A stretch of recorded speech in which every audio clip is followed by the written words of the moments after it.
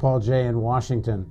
A few weeks ago, some video of a shooting that took place in 2007 in Iraq, Apache helicopters shooting a group of men on the ground, and here's some of that footage. I'm sure most people have seen it already. Roger, I just estimated there's about 20 of them.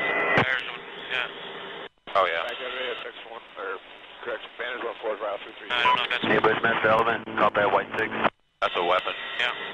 Hotel 26, Crazy Horse 1-8. We'll call for exchange by Charlie Mike Bravo. Yep, he's got a weapon too.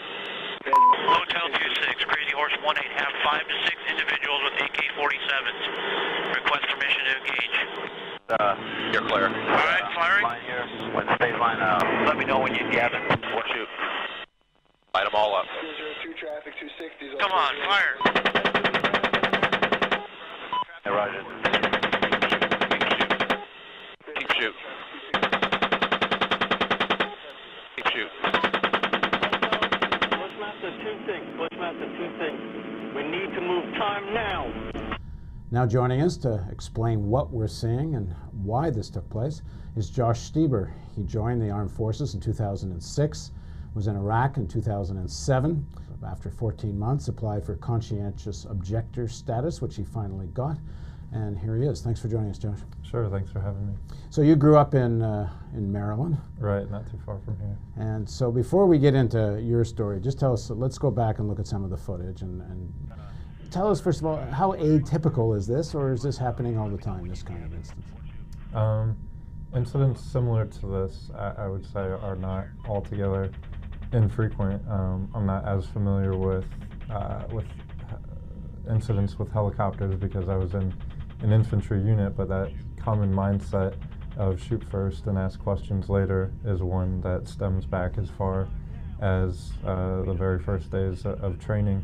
And yeah, and that mindset and the things built on top of that throughout training have these results in combat. You're in the company that was on the ground that day.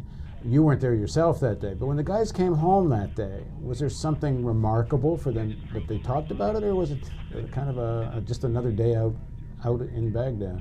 It was treated with a little more maybe emotion than usual. Yeah, they came back and were talking about what had happened, and that there was what they said was an attack against them, and just I guess the number of people that were killed was maybe a little larger than usual. So a little bit more, but not something extremely irregular. Was there any sense that the guys in the Apache helicopters had done anything wrong, or this was par for the course? The people in the video, as you can see, weren't actually on the scene as they saw what happened from the helicopter, so you just kind of trust what you're told. If someone tells you, this is what I saw and this is what I did, then you kind of take them at face value, because there's really no way to prove or to examine otherwise. So perspective from the helicopter, without this video or without other eyewitnesses, really couldn't be verified. Now, it's hard to tell from the video whether there were actually weapons in the guy's hands or not. Apparently they found some later. I mean, when you watch the video, can you see weapons in the hands of some of the guys, on the people on the ground? I can see things that look like weapons enough that, based on the training that I went through, I know I would have been commanded to fire if I was in a position where I observed that. And then also in the 40-minute WikiLeaks version of the video, the full video, the soldiers actually, you can hear them coming on the radios saying they found weapons on the scene. So let's go back to you. I don't know whether this incident or incidents like this helped to form who you were or who you became. But start from the beginning. Why did you join, and what you told me off camera you joined hoping you'd be sent to Iraq. Why? I grew up very religiously and very patriotic in a selective sense, that I only wanted to hear things that I wanted to hear, and only things that I thought would make my country look better and make my beliefs look better, and wasn't very interested in understanding other perspectives. And the vision that I had of my country was that we were going all throughout the world doing, all this great stuff and helping people in need. And, after 9/11, I was obviously affected by that and wanted to protect the people that I cared about, and from everyone I trusted was told that the military would be a good way to do that, and then was also told, there's this country, Iraq, that's getting oppressed by this horrible dictator who's also a threat to us, and if we can get rid of him, not only will we be keeping ourselves safe, but we'll also be helping this other country in the process. How interwoven were your beliefs in America and what America stands for, and your religious beliefs? They were pretty closely intertwined. I went to a religious high school, and one example is in a government class that I was in. At this religious high school, we read a book called The Faith of George W. Bush, and people like that were held up as, these people that are fighting for God's will here on earth. So religion was very interwoven with a sense of nationalism.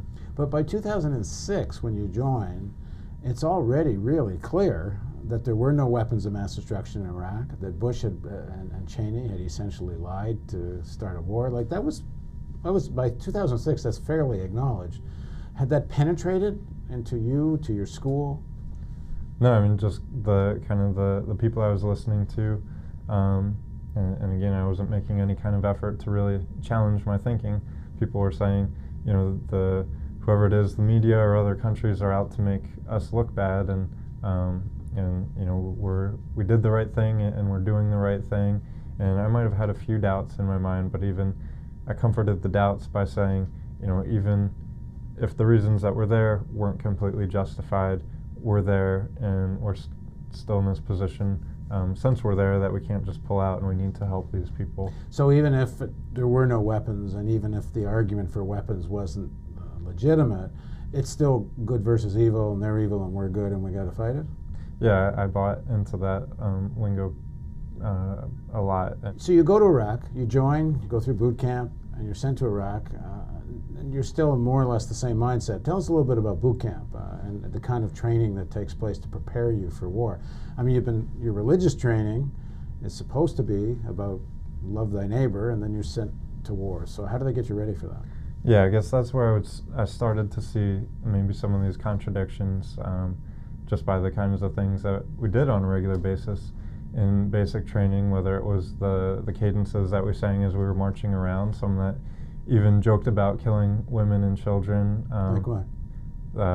One that stands out in my mind goes, I went down to the market where all the women shop. I pulled out my machete and I began to chop. I went down to the park where all the children play. I pulled out my machine gun and I began to spray. That's as you're marching. Right. So this is like an authorized chant, you could say.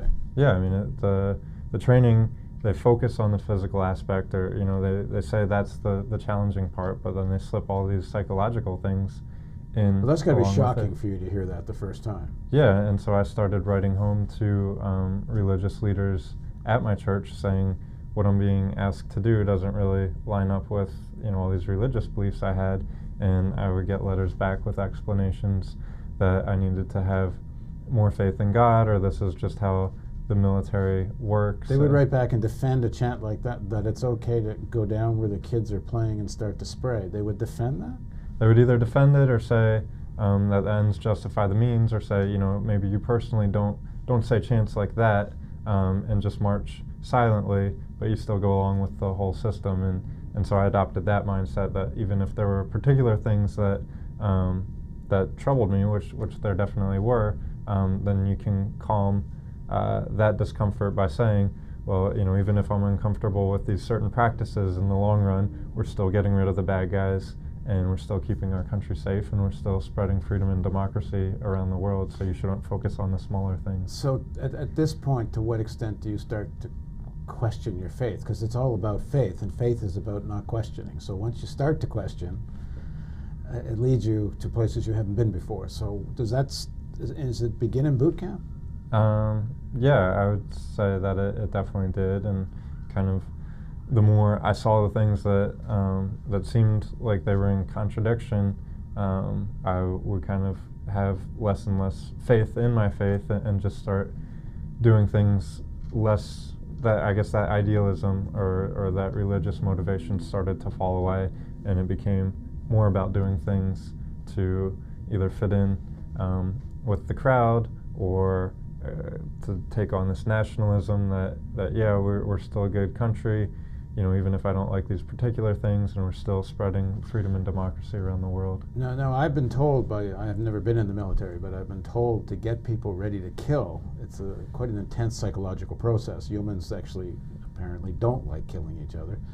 How did that, what was that for you, and what was the impact on you? I would say it's very calculated.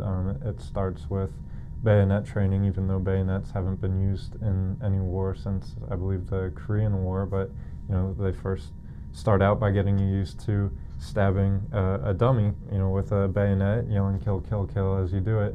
And if you can get comfortable with that, then it's slightly more comfortable to shoot at a target from further away. And just the nature of the training as the military's gone on, as I've gone back and studied it, that has changed. Before, targets just used to be circles, and now the targets look like actual people, to just get you used to thinking in those dehumanizing terms, that this is a target, and people that look like this are targets, rather than this is what a human looks like. And to what extent